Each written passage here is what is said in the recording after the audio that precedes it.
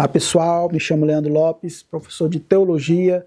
Estamos aqui estudando, nesse período aqui, a Teologia Sistemática, né? E hoje, pessoal, na nossa unidade 5, nós vamos estar estudando a Teologia Sistemática agora dentro da perspectiva da redenção ou da salvação.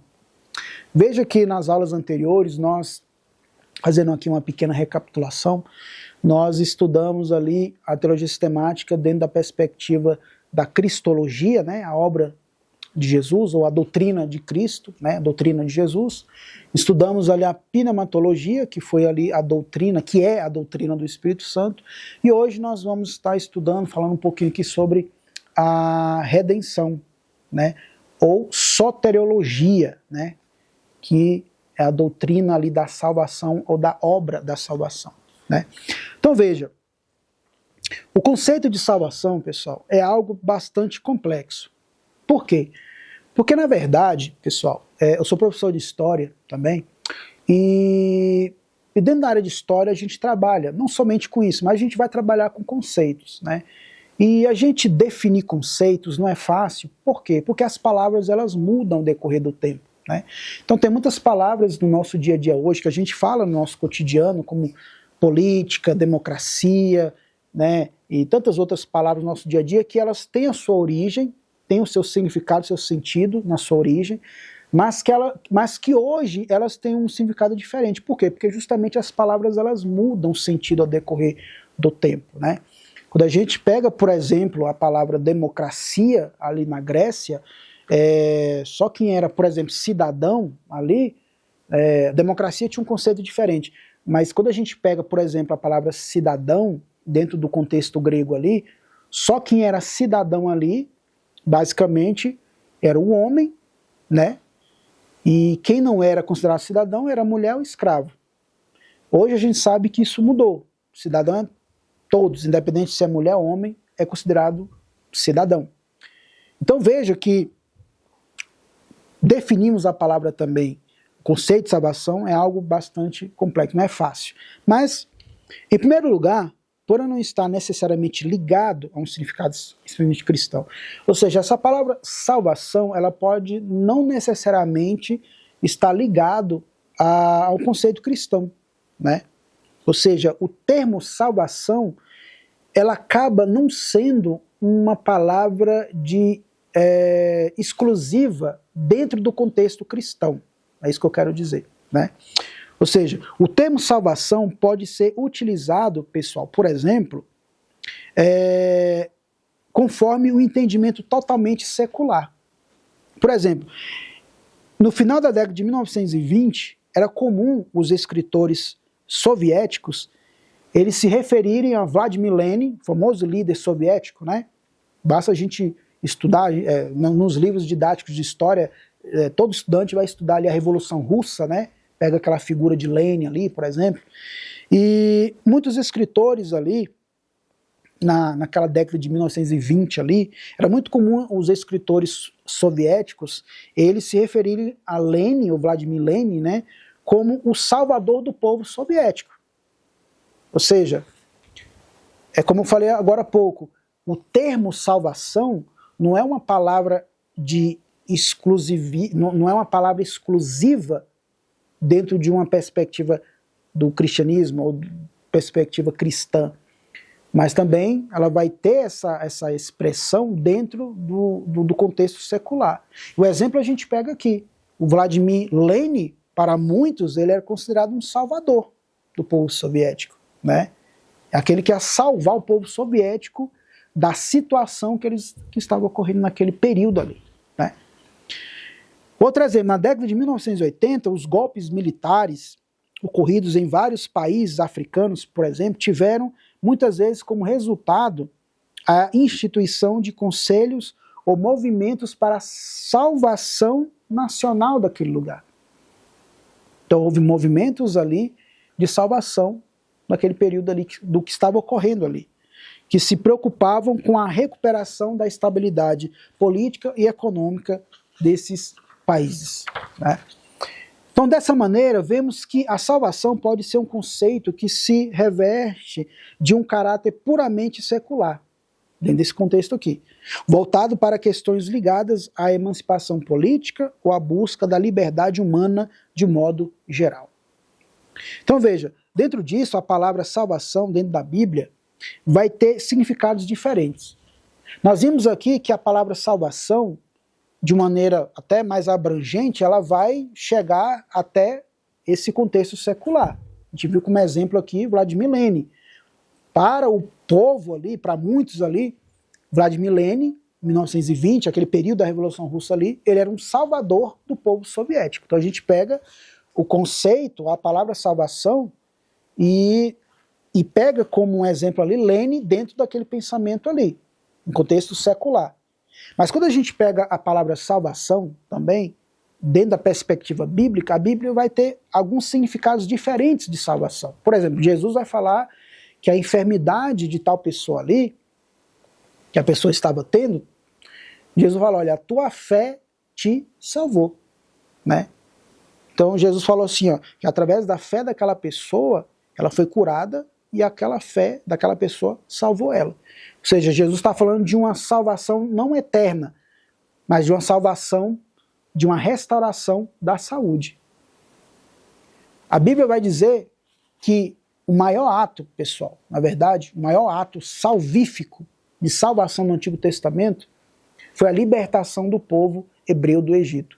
Então, o maior ato de salvação do Antigo Testamento, por Deus ali, foi a libertação do povo hebreu do Egito. Por isso que quando a gente lê o Antigo Testamento, várias e várias vezes nós vamos ver ali Deus ali relembrando, fazendo o povo lembrar do Egito, da onde Deus tinha tirado eles.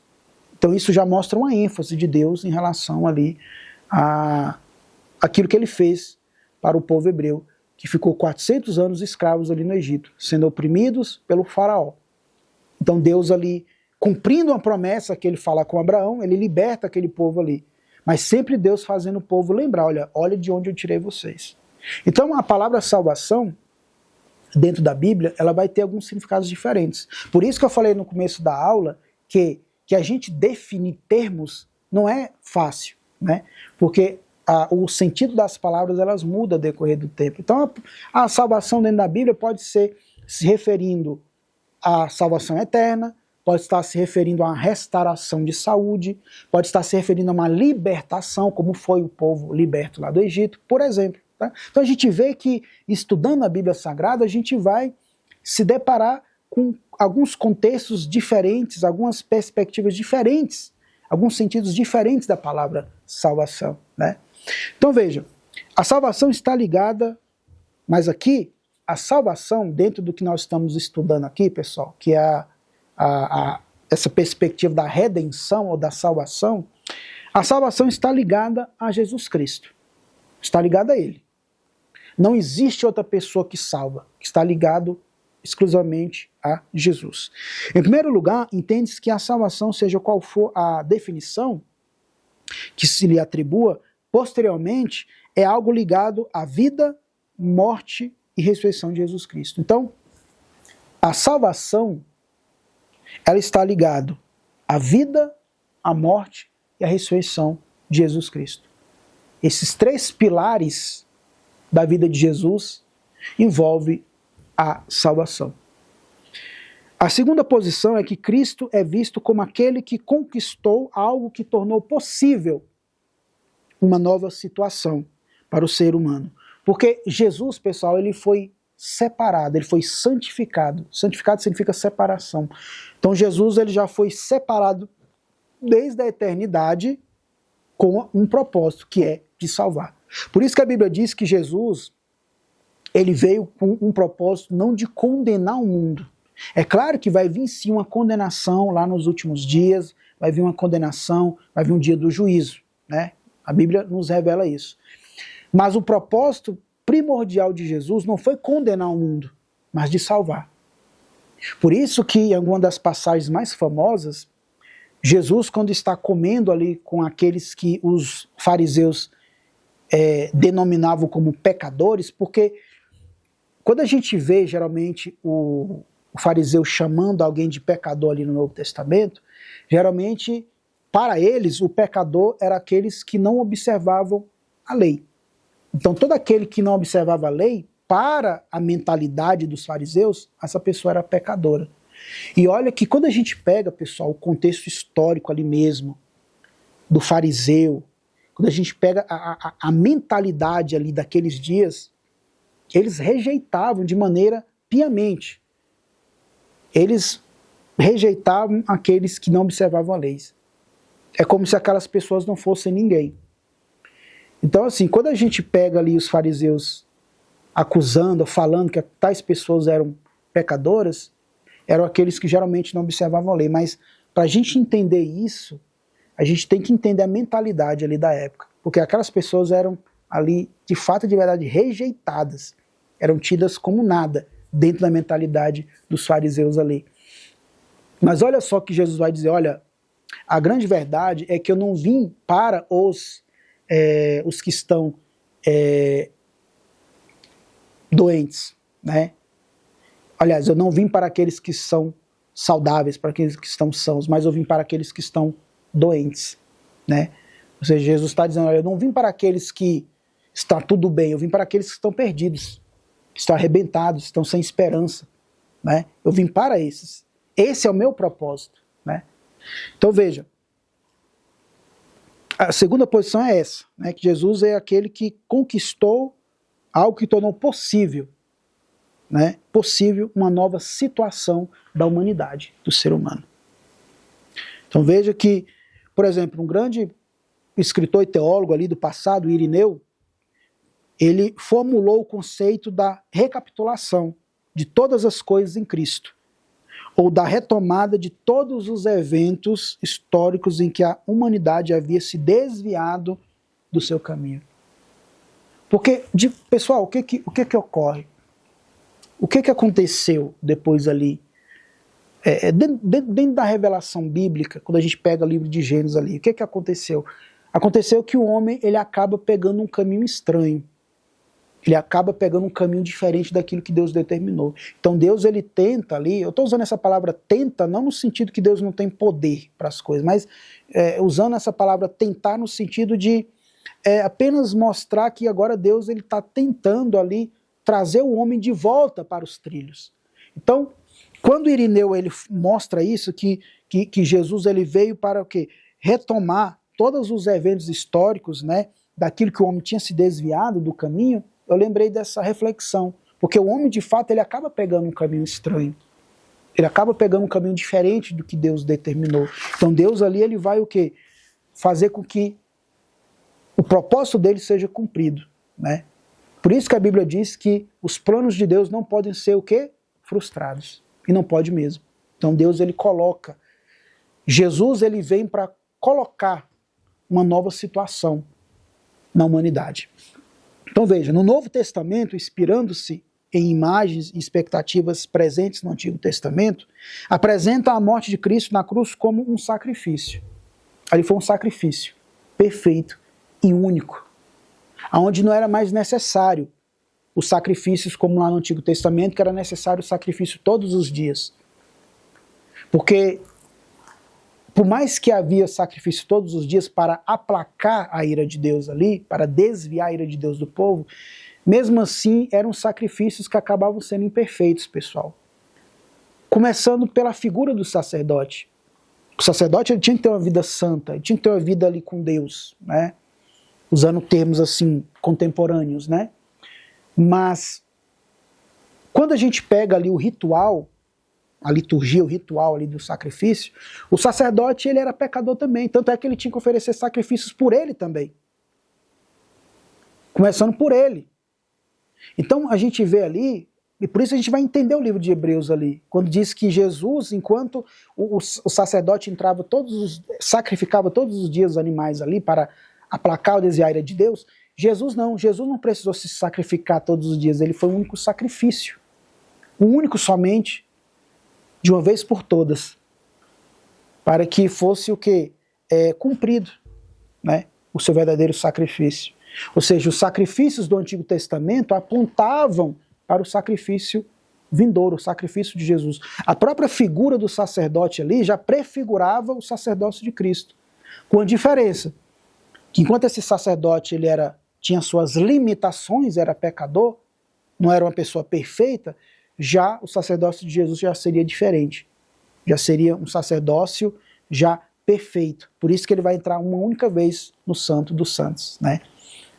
Então veja que essa perspectiva, particularmente associada à epístola aos Hebreus, apresenta a morte sacrificial de Cristo como um sacrifício eficaz e perfeito, capaz de conquistar aquilo que o sacrifício do Antigo Testamento não cumpriram ou não conseguiram.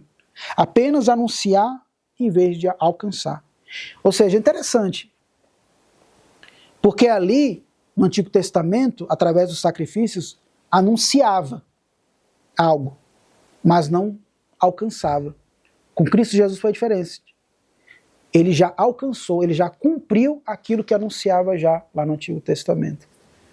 Então o Novo Testamento e a igreja primitiva atribuíram a grande ênfase à vitória em Cristo conquistou sobre o pecado, a morte e o Satanás, mediante sua morte na cruz e ressurreição.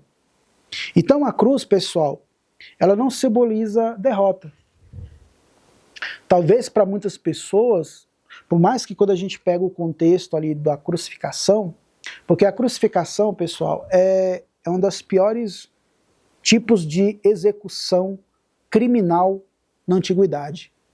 Era um dos piores tipos de morte na antiguidade. Uma pessoa para ser ali crucificada, geralmente eram pessoas que deviam ter feito coisas muito ruins, né? Não era qualquer coisa. Mas quando a gente pega ali, pessoal, o contexto histórico de uma crucificação era algo assim, muito forte, porque a ideia ali de uma crucificação era de expor o criminoso, de expor aquele que cometeu o crime. A pessoa era sentenciada em um lugar, depois tinha que levar aquele travessão até o local da execução. Só que esse caminho do local da sentença até o local da crucificação, a pessoa era xingada, a pessoa era esbofeteada, a pessoa era insultada, e ali ele carregava uma espécie de placa no seu pescoço ali, mostrando ali qual crime ela cometeu. Por isso que quando ali a gente vai ver aquela inscrição que vai ter ali na cruz, Jesus, Rei dos Judeus, está dentro desse contexto histórico, né? Porque ali estava escrito ali como que se fosse o crime de Jesus. Porque dentro do contexto histórico, o crucificado ele tinha que carregar no seu pescoço uma espécie de placa ali mostrando quais os crimes que ele tinha cometido, né? Olha só. Então era algo muito forte ali a questão da crucificação, porque a pessoa era uma exposição pública, né? Onde a pessoa, tudo indica que a pessoa era crucificada nua, né? Então, assim, uma forma mesmo de expor a pessoa, o seu crime. Então, a cruz, dentro desse contexto, pode ser considerada uma derrota, uma humilhação. Mas, na verdade, a crucificação de Jesus foi a exaltação dele, né? Foi a exaltação de Jesus ali, para com tudo ali que estava já para se cumprir, ou que estava cumprido. Por isso que no final Jesus fala assim, está tudo consumado, cumprindo ali o papel. Por isso que Jesus fala aos seus discípulos ali, é necessário que o Filho do Homem padeça, sofra na mão dos sacerdotes, dos príncipes, dos escribas, mas é necessário, né, a morte, a minha morte, para que vocês tenham vida. Então veja, para finalizar aqui, a cruz não simboliza derrota, mas ela simboliza exaltação de Jesus Cristo. Até a próxima.